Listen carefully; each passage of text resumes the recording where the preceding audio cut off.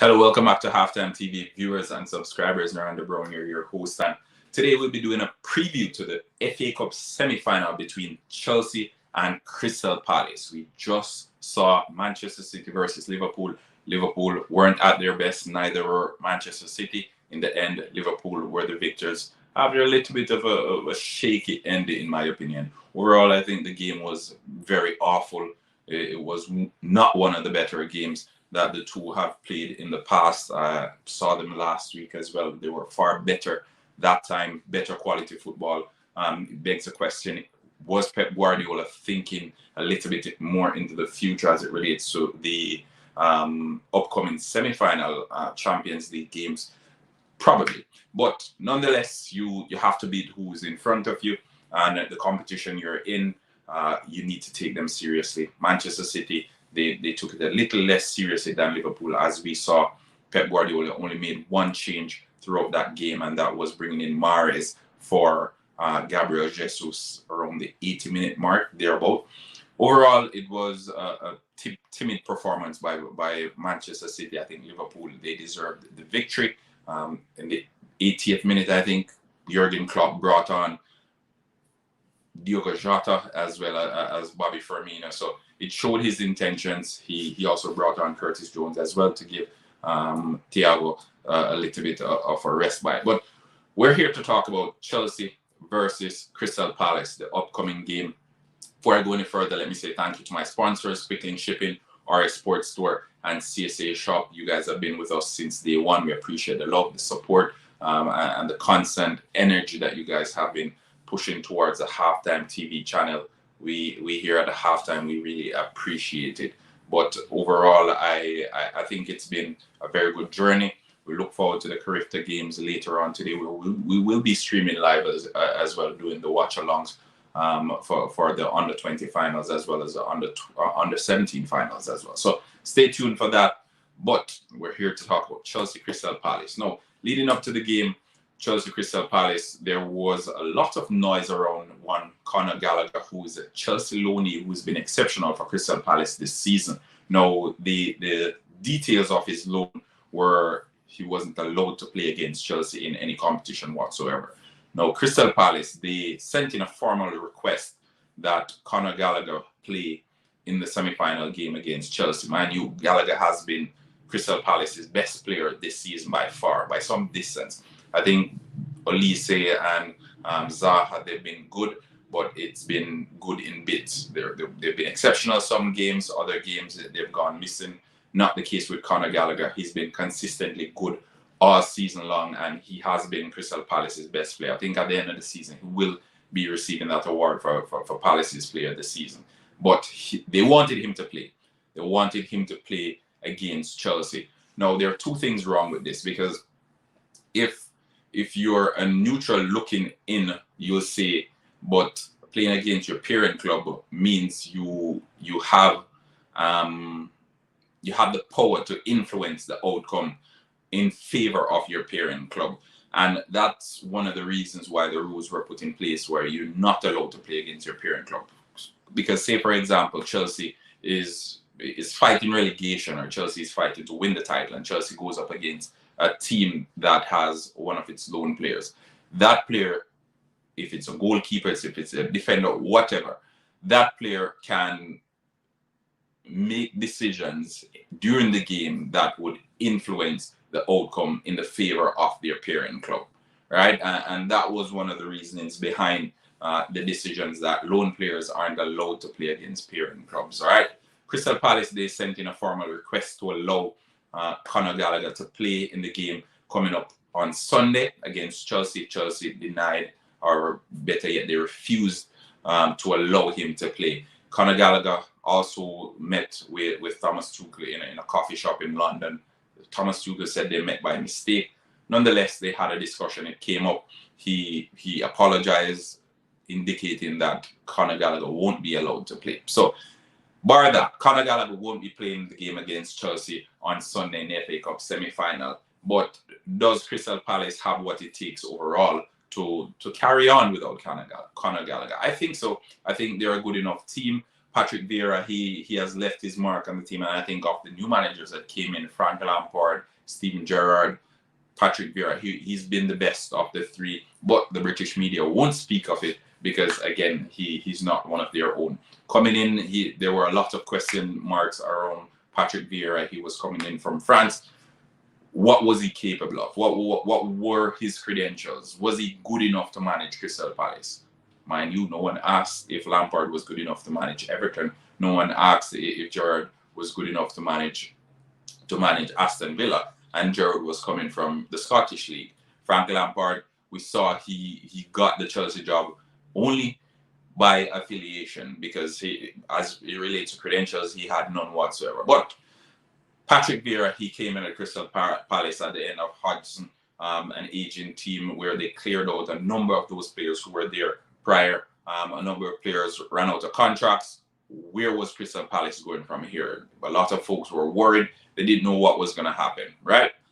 Crystal Palace, they bounced back, and they bounced back really well, right? Patrick Vieira, he's left his mark on this team. Crystal Palace look a solid team.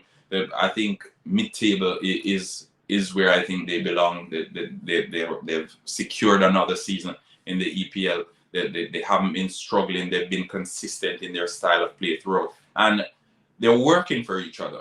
All right, so in addition to Patrick Vieira leaving his mark on the team, I think the players, they're working for each other. They're covering for each other.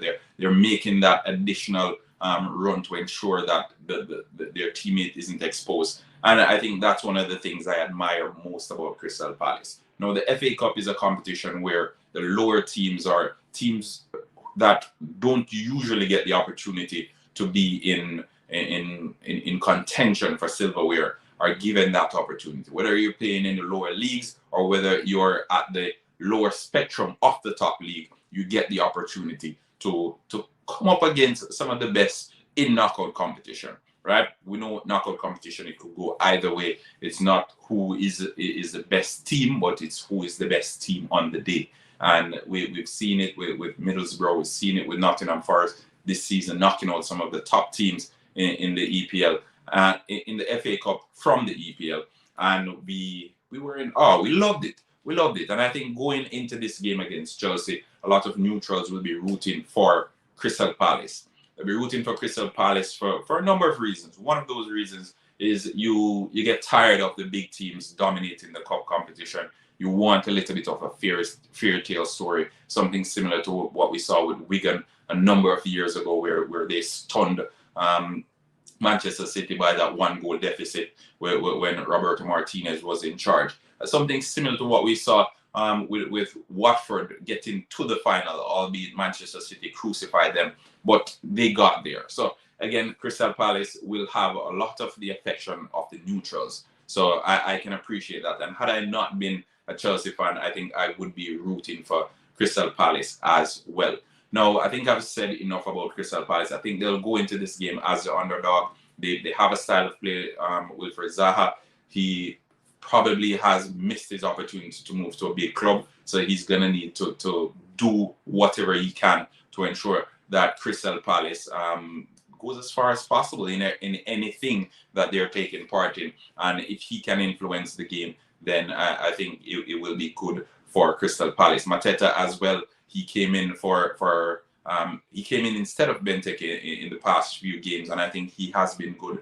His hold-up play has been good. He's good in the air. He's good with his feet as well. And I think Benteke, he offered that dimension to the Crystal Palace team, where whenever he came in, he could hold up the ball good, and it was either or when it came down to Crystal Palace's strikers, because they didn't know if you wanted to play Edouard, who wasn't as good in the air, but he was good with his feet, or Benteke, who was good in the air, but not so good with his feet. I think Mateta, he struggled at the beginning of the season, but he's finally found his feet, and he's looking like a good enough striker now to lead the line for Crystal Palace. In the last few games, he's been good. I look forward to seeing him against Rudiger and Thiago Silva as well. Now, over to the Chelsea team. On the back of that heart-wrenching defeat midweek to Real Madrid, albeit they won on the day, but they were eliminated from the Champions League at the quarterfinal stage. I think they will want to bounce back, similar to what happened last week, where they lost to Brentford and then lost to Real Madrid. and then they bounce back against Southampton. I think they wouldn't want it to be the losses to be accumulating, and going into this game they will see this as their only hope, their only chance at silverware this season. Realistically, it is. They're quite comfortably safe in third place in the English Premier League, so I don't think that there's much worry or there is much concern in that regard. But in the FA Cup, this will be their only opportunity to get their hands on silverware. And if you know Chelsea, a season without silverware, albeit they've been to the quarterfinal of the Champions League, they've been to the League Cup final, finishing third in the EPL, I think they will want silverware. That is the appetite of Chelsea. That is the Chelsea way, getting silverware every single season, every single opportunity to get silverware, they will want to get it. And I think that's the mindset that Thomas Tuchel will be drilling into his players coming in this game against Crystal Palace. I think the first game of the season, Chelsea beat Crystal Palace, a remarkable goal from, who was it? I think Marcos Alonso scored from a free kick as well. One of those things where it could go either way. League form doesn't matter. Previous meetings don't matter.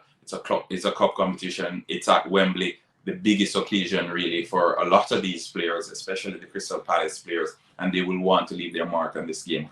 Chelsea, I think Timo Werner, he was good midweek against Real Madrid. We'll want to see him again. Romelu Lukaku, he's struggling for form.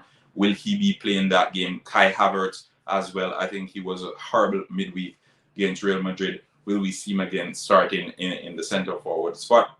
We're yet to see. We don't know the starting lineup for Thomas Tuchel as yet, but what I can say, the appetite for the players will be big. They will want to go out there and stake a claim for themselves. They will want to leave something there. They want to level up with Liverpool, who they would think got one up on them in the League Cup final. And some may say the decisions in that game against Liverpool were a bit contentious. They will want to right those wrongs in that game in the FA Cup. And if they get the opportunity, they will need to get by Crystal Palace, who is currently the only team standing between Chelsea and another domestic cup final. So I think Chelsea goes into this one favourite. Not much I should say or I can say about Chelsea. We all know what they're capable of. We all know what they have been going through.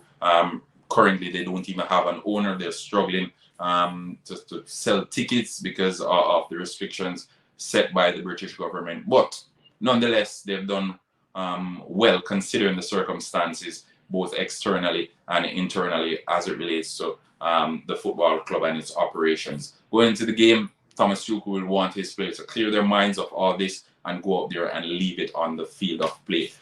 From a sole footballing standpoint, I think Chelsea is a better team, but it's not about the better team. As I said before earlier in the show, it's about the team that shows up on the day and the team that wants it more on the day. Chelsea goes into this one as favourite, Crystal Palace as the underdogs. Neutrals, they will be rooting for Crystal Palace. The Chelsea fans, they will be standing by Chelsea. Thomas Tuchel will want to forget about that Champions League dismissal midweek against Real Madrid. And although this is a completely different opposition in the form of Crystal Palace, they will want to take that same mindset of winning and winning at all costs. Chelsea versus Crystal Palace, it promises to be a blockbuster event at Wembley. Crystal Palace, they'll be coming into this with all the hunger, all the fire in their bellies.